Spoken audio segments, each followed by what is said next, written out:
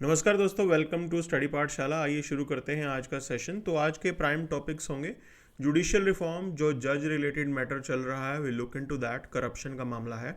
Drug trafficking in North East. Okay, so यहाँ पे organised crime जो सिंडिकेट काम करता है नॉर्थ ईस्ट के अंदर, वो टेररिज्म और इंसर्जेंसी को भी बढ़ाता है। तो देखेंगे इन चीज़ों को। यूनिवर्सल हेल्थ कवरेज की यहाँ पे डिमांड है कि ट्यूबरक्लोसिस जैसी प्रॉब्लम को डील करने के लिए भी आपको यूनिवर्सल हेल्थ केयर फैसिलिटेट करनी पड़ेगी। देन कुर्दिस्तान की क्या स्ट्रगल चल रही है, तो ये एक इंडिपेंडेंट कुर्दिस्तान चाहते हैं और जो कुर्द कम्युनिटी है वो एट प्रेजेंट डिवाइडेड है। कोई सीरिया के कुछ पार्ट्स के अंदर कुर्द मिलते हैं, आपको टर्की के कुछ पार्ट्स में मिलते हैं, देन इराक में आपको मिलते हैं। सो उस एरिया के अंदर ये डिवाइडेड है एंड दे आर डिमांडिंग कि एक अलग से कुर्दिस्तान हो। ईरान यूएस न्यूक्लियर टॉक्स को लेके फिर एक बार आवाज़ उठी है, तो देखते हैं इन चीज़ों को यहाँ पे। So starting with this particular point, अगर आप फर्स्ट जो देखते हैं न्यूज़, तो chief justice of India seeks details of guards at जज हाउसेज। ओके, तो यहाँ पे आप देख सकते हैं। So this is the cash that was found. जला हुआ कैश जो है ये मिला है यहाँ पे, and this is a serious offence. मैं आपको पहले भी एक चार बात बता चुका हूँ कि हमारे पास जुडिशरी के अंदर दिक्कत क्या है। सो डिसिप्लिनरी प्रोविजन का कोई ऐसा टूल अवेलेबल नहीं है, तो ये सबसे बड़ी दिक्कत है। Why I am saying this, because after this inquiry जज सुप्रीम कोर्ट कुछ खास कर नहीं सकती है। यहाँ पे जो रिमूवल का प्रोसेस होता है किसी भी जज का, that removal process is through parliament. Okay, so एक इंपॉर्टेंट चीज़ है जो यहाँ पे है, that parliament will be deciding this. Parliament impeach कर पाएगा, रिमूव कर पाएगा, नहीं कर पाएगा, दैट्स अ सेपरेट क्वेश्चन। लेकिन अगर आप इस चीज़ को देखेंगे तो जुडिशरी और आप बोल सकते हैं कि पब्लिक के बीच का जो इक्वेशन है वो ट्रस्ट पे होता है। नाउ अगर आप यहाँ पे कुछ लोग ऐसे करप्शन में इंडल्ज्ड हैं, if this is a corruption matter, तो अगर ये करप्शन का मैटर है देन डेफिनेटली जो है ये हमारे लिए इस ट्रस्ट के सिस्टम को थोड़ा ब्रेक करेगा, and which will be alarming for us. तो यहाँ पे आप क्वेश्चन देख लीजिए, which one of the following is the custodian of the constitution. ये प्रीलिम्स 2015 का सवाल है। Custodian of the constitution is supreme court of India, तो ये मैंशनड है। तो एक तरीके से जुडिशरी की ये रिस्पॉन्सिबिलिटी है यहाँ पे। They will be the one जो हमारे फंडामेंटल राइट्स को प्रोटेक्ट करेंगे। They will be the one जो हमारे बाकी राइट्स को प्रोटेक्ट करेंगे और कॉन्स्टिट्यूशन को लेटर एंड स्पिरिट के अंदर इम्प्लीमेंट भी करवाएंगे। तो ये एस्पेक्ट है, और कहीं ना कहीं अगर जुडिशरी करप्शन में इंडल्ज्ड होती है, so all these things will be a consequence. Okay, ये सब कुछ जो है ये चला जाएगा, ख़त्म हो जाएगा। So that's why it's a very serious thing here. तो यहाँ पे आप देख लीजिए, तो जुडिशरी कैसे जो है अपनी जुडिशियल एक तरीके से अकाउंटेबिलिटी मेक श्योर करती है। तो इंडिया के अंदर जुडिशियल रिव्यू का प्रोविजन होता है। ये प्रीलिम्स 2017 का सवाल है। तो यहाँ पे जुडिशरी देखती है कि कौन सा मैटर कॉन्स्टिट्यूशनली करेक्ट है, कौन सा एग्जीक्यूटिव ऑर्डर कॉन्स्टिट्यूशनली करेक्ट है। अगर कहीं पे भी कुछ भी अनकॉन्स्टिट्यूशनल होता है तो then definitely there are concerns that are raised. कुछ भी अनकॉन्स्टिट्यूशनल होगा उसके अंदर कंसर्न्स जो है वो रेज किए जाते हैं। So this is the key point. ठीक है, आप इस मेंस के क्वेश्चन को देख लीजिए। तो 2017 का ये सवाल है, that is related to national judicial appointment commission. तो ये जो NJAC था, 99th constitution amendment act, this was declared to be null and void. Okay, judiciary ने इसे जो है नल एंड वॉइड डिक्लेयर किया था। कह रहे थे कि भी जुडिशियल इंडिपेंडेंस जो है वो कॉम्प्रोमाइज हो जाएगी। Now the point is this, judicial independence doesn't mean judicial supremacy. आप इसके नाम पे जुडिशियल सुप्रीमेसी नहीं लेके आ सकते हो। So that is going to be a key point here. ठीक है, तो ये क्वेश्चन भी उसी चीज़ से रिलेटेड था। हमें जुडिशियल अपॉइंटमेंट को भी रिफॉर्म करना है। So that is another area which is की फॉर अस, जो हमारे लिए इम्पोर्टेंट है। नाउ मूविंग फर्दर, आगे चलते हैं। So as you can see front page पे, Turkish court formalises arrest of Erdogan's rival over corruption charges. Okay, so अभी वहाँ पे राइटिंग चल रही है, टर्की के अंदर राइट्स हो रहे हैं, and this is how systematically opponents को रिमूव किया जाता है। तो टर्की में भी वैसा ही हो रहा है यहाँ पे। तो Erdogan is known to be authoritarian, काफ़ी अथॉरिटेरियन पर्सनैलिटी है, और वो इस तरीके से एक्ट कर रहे हैं यहाँ पे। ओके, तो मूविंग फॉरवर्ड टू, आगे देखते हैं न्यूज़ क्या खास है हमारे लिए।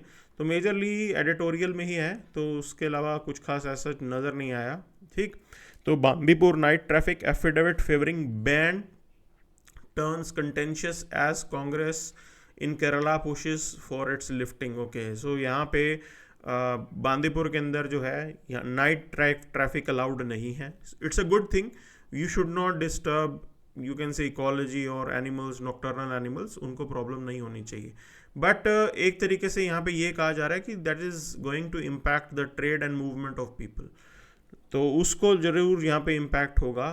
बट आई गेस थोड़ा तो हम कर ही सकते हैं compromise. Okay, so moving forward to ये न्यूज़ है, security forces they recover heroin from office of Manipur radical group. Okay, so this is a major trouble hair.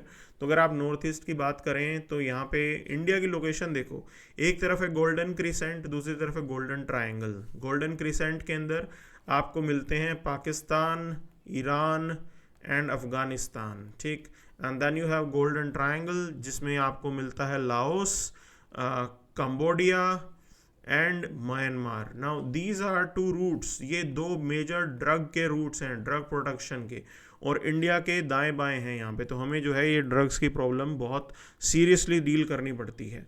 अब नॉर्थ ईस्ट के अंदर जो इंसर्जेंसी है, तो एक ऑर्गेनाइज्ड क्राइम सिंडिकेट वहाँ पे एग्जिस्ट करता है, और ये ऑर्गेनाइज्ड जो क्राइम है कहीं ना कहीं वो रिस्पॉन्सिबल है इंसर्जेंसी को प्रोलॉन्ग करने में।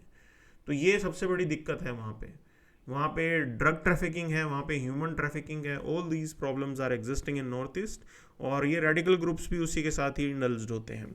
नाउ नॉर्थ ईस्ट के अंदर ये मेंस 2017 का सवाल है, दे आर आस्किंग कि भाई ये इंसर्जेंसी इतने लंबे टाइम तक कैसे चल रही है, तो सर्वाइवल कैसे हो रहा है इंसर्जेंसी का। Now it is about, you can say, this organised crime syndicate.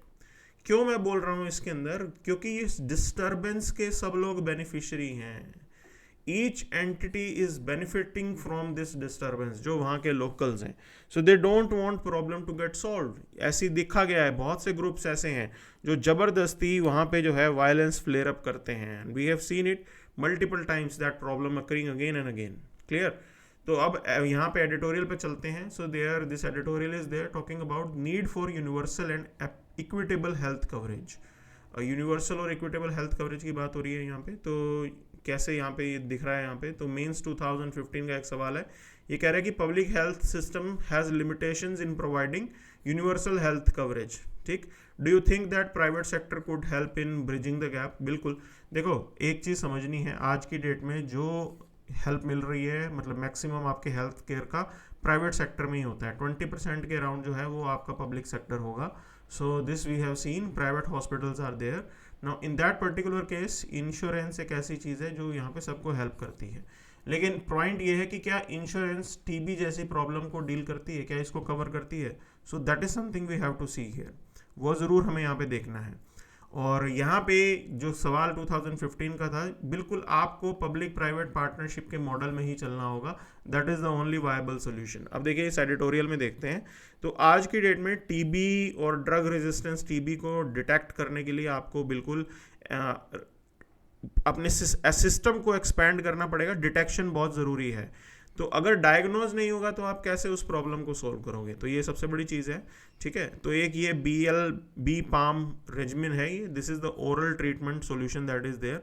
लेकिन टीबी के अंदर क्या है ना कि इट्स अ प्रोलॉन्ग्ड केयर, लंबा इसका जो है आपको ट्रीटमेंट देखना पड़ता है। It is not a small treatment, it's a prolonged treatment. ठीक, दूसरी चीज़ आप देखिए, गवर्नमेंट जो है अभी एक प्रोग्राम रन कर रही है, निक्षय पोषण अभियान, पोषण योजना। नाउ 1000 रुपये पर मंथ की जो है आपको सपोर्ट मिलती है फॉर न्यूट्रिशन एंड ऑल। ठीक है, ये टीबी पेशेंट्स के लिए होता है।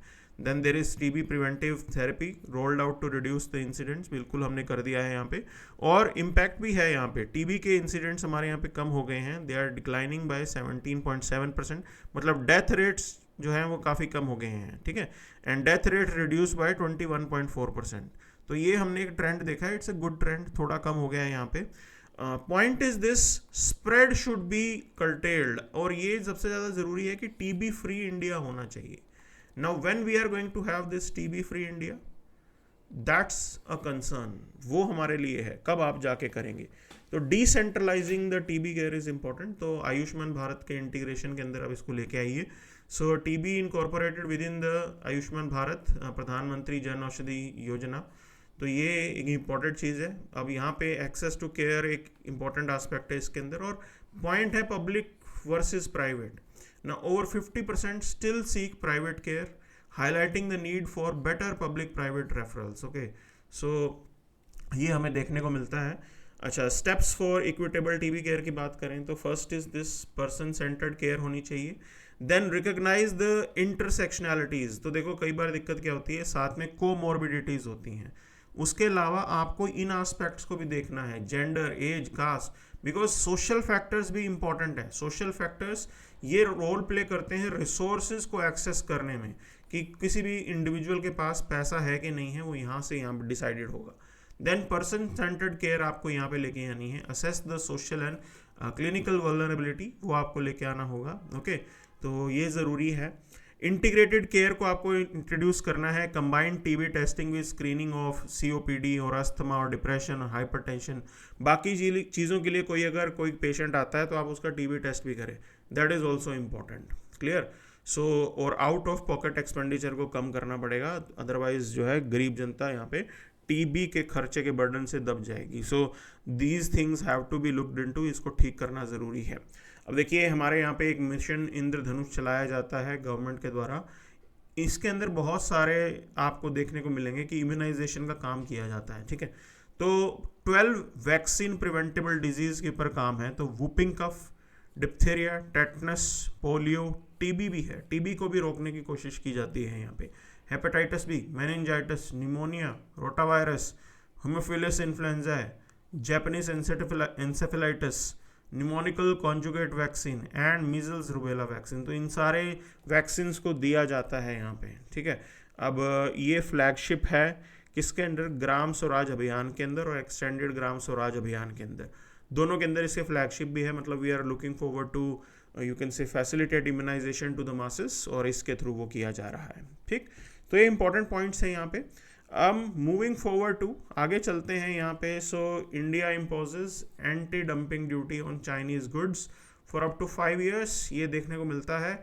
अब देखो ये क्यों किया जा रहा है यहाँ पे, तो मैं पहले भी एक बार बता चुका हूँ कि ट्रेड वॉर अगर होगा तो उसमें होगा क्या कि चाइना जो है अपना सारा प्रोडक्ट इंडिया में डंप करना शुरू कर देगा। ठीक है, अगर ये यूएस चाइना ट्रेड वॉर होता है, क्योंकि यूएस में तो वो सामान बिकेगा नहीं ना, what will they do, they will start dumping that in Indian market. तो इंडियन मार्केट को नुकसान होगा, उस दिशा में जो है ये एक्शन लिया गया है। देखिए ये डंपिंग का प्रोविजन कैसे होता है, directorate general of trade remedies ये सजेशन देते हैं। ठीक है ना, they are going to give suggestion, ये खुद नहीं इम्प्लीमेंट करते, ये सजेशन देते हैं कि कितनी एंटी डंपिंग ड्यूटी लगानी है।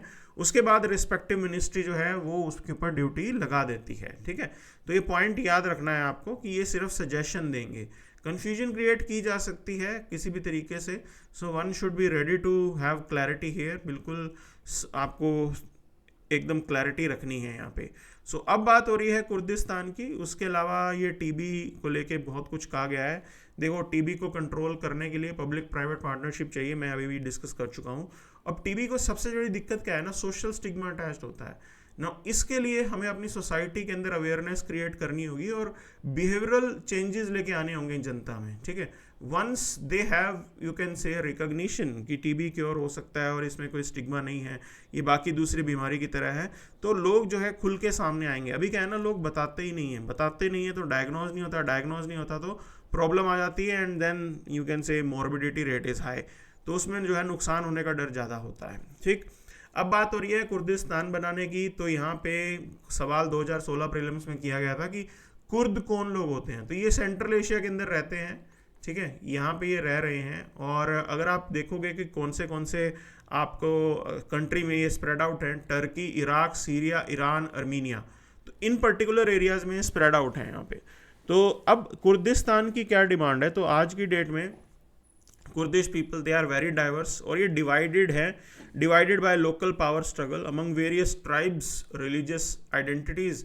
कुछ सुन्नी हैं, कुछ शिया हैं, कुछ अलेवी ट्राइब्स हैं। ठीक है, and they were you can say belonging to Persia, वहाँ के ही लोग थे, नोमैड्स थे, कुछ सोल्जर्स हुआ करते थे पास्ट के अंदर। And then we had this treaty of Severus.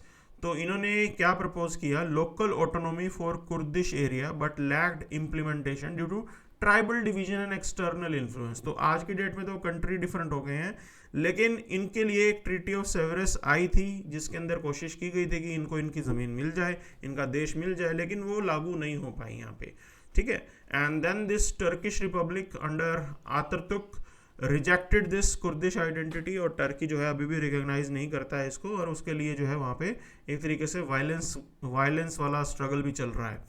Early revolt की बात करें तो 1924-1930 के बीच में मेजर रिवोल्ट यहाँ पे दिखे, लेकिन टर्किश फोर्सेस ने वो सब साइलेंस कर दिया था, ठीक, सब दबा दिया था। And Turkish means this Kurdish region remained military zone till 1966। फिर दोबारा टर्की जो है कुर्दिश आइडेंटिटी रिवाइव हो रही है जो पिछले कुछ समय से। And then there is this new Partiya Karkeren Kurdistan, this is the organisation that came into existence, और ये जो है टर्की के बियॉन्ड सीरिया, ईरान, इराक, इस एरिया में भी स्प्रेड आउट है कि वहाँ के जो हमें कुर्दिश हैं उनको भी एक साथ लेके आना होगा। तो ये एफर्ट है। अब देखो इंटरनेशनल डायनेमिक्स तो ऐसे हैं कि Turkey, US, European Union, Russia, मतलब ये not Russia, US, Turkey, EU, now they treat them as terrorist, वो इसको टेररिस्ट मानते हैं, लेकिन रशिया जो है वो इनको रिकॉग्नाइज करता है। तो ये एक बड़ी कहानी है यहाँ पे कि एक बड़ी ताकत की जो है सपोर्ट इनको यहाँ पे अवेलेबल है। तो this is how it is. अभी आज की डेट के अंदर क्या है कि सेमी ऑटोनॉमस कुर्दिश रीजन इन्होंने प्रपोज किया हुआ है, ओके। अभी इंडिपेंडेंट नहीं हुआ है वो, लेकिन यहाँ पे एक तरीके से ये अपना राज चलाते हैं, हथियार हथियार हैं इनके पास। And there is this like other areas of civil war, यहाँ पे भी सिविल वॉर लाइक सिचुएशन है, लेकिन अभी भी कोई कंक्लूजन नहीं निकला है। So this is the story of Kurdistan, ठीक। तो कब जाके मिलेगा इनको we don't know, but this struggle is still prolonging. अब बात करते हैं यहाँ पे वर्ल्ड अफेयर्स की। तो इंटरनेशनल में क्या न्यूज़ चल रही है। As death toll crosses 50,000, Israel orders evacuation of southern Gaza. So अब ये यहाँ पे सीरियस एफर्ट चल रहा है इजराइल की तरफ से, again the violence has started and they are not going to end this very soon. तो वो चलता रहेगा, ओके। अब यहाँ पे जो हमारे को न्यूज़ कवर करनी है, that is certain things need to change to enable talks with US Iran, okay. So Iran अभी अपने न्यूक्लियर प्रोग्राम पे काम कर रहा है, ठीक है। They are working on nuclear bomb. Now how this is a trouble, because अगर ये होता है तो Saudi Arabia will have its own bomb, Turkey will have its own bomb.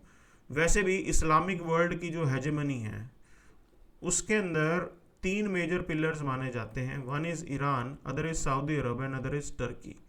Now in that case if Iran gets nuclear bomb, Saudi and Turkey, they will also approach or they will also try to explore nuclear capability। तो वो लोग भी पीछे नहीं हटेंगे, ऐसा होगा ही होगा। तो ये एक बहुत ही अलार्मिंग चीज़ है, इसलिए इसको रोकना ज़रूरी है। नाउ एफर्ट चल रहा है कि भी कैसे करके ये बात बन जाए। So joint comprehensive plan of action, okay. So this was the plan. ये एक चीज़ प्रपोज की गई थी यूएस और ईरान के बीच में, ठीक है। पहले भी चल रहा था, ओबामा के टाइम पे ये आया था। एंड यूएस ईरान के साथ ये सब P5 कंट्रीज थे यहाँ पे, सिर्फ अकेला यूएस नहीं था। बट ट्रम्प बैक्ड आउट, ठीक। जब 2018 के अंदर ट्रम्प आया, so Trump backed out. This is something that had happened in the past. अब ये ट्रम्प क्या कर रहे हैं कि इसी को रिवाइव करने के लिए काम कर रहे हैं। तो ये टॉक्स की बात वही है ना। Iran is not ready for this. वो कहते हैं कि हम किसी बुली से बातचीत नहीं करना चाहेंगे, बट इसके रिपरकशन बहुत ख़राब हो सकते हैं if Iran gets nuclear power. Now it can disturb the dynamics of this area. Plus होगा क्या कि सैंक्शंस अभी भी लगे हुए हैं, बट वो सैंक्शंस और स्ट्रॉन्ग कर दिए जाएंगे। Now in that particular case India जैसे कंट्री को इम्पैक्ट होगा। हमने तो छाबहार पोर्ट यहाँ पे बनाया है ना, आपका तो $1 बिलियन लगा है उधर। सो आपका पूरी मेहनत ज़ीरो हो जाएगी यहाँ पे अगर ये इस तरीके की प्रॉब्लम रहती है। हाँ, अगर ये न्यूक्लियर टॉक्स सक्सेसफुल होते हैं तो हमें बेनिफिट भी होगा। हम अपनी जो ट्रेड और बाकी सारी इक्वेशंस हैं उनको फुल फ्लेजेडली यहाँ पे काम कर पाएंगे। सो ये चीज़ें हैं, ये चीज़ डिबेट पे चल रही है अभी यहाँ पे इस एरिया में। We don't know how things will be improving, but that's the present scenario. Then Georgia again is, you can say there is this tussle going on. One is pro European union, एक इसका part बनना चाहते हैं, दूसरा एक तरीके से जो प्रो रशिया है. तो इस पूरी डिबेट के अंदर ऐसे चीज़ें डिवाइडेड हैं आज की डेट में. So this is something which is happening there. Okay, ये मामला चलता रहता है. Then this was what we have for today session. Thank you very much.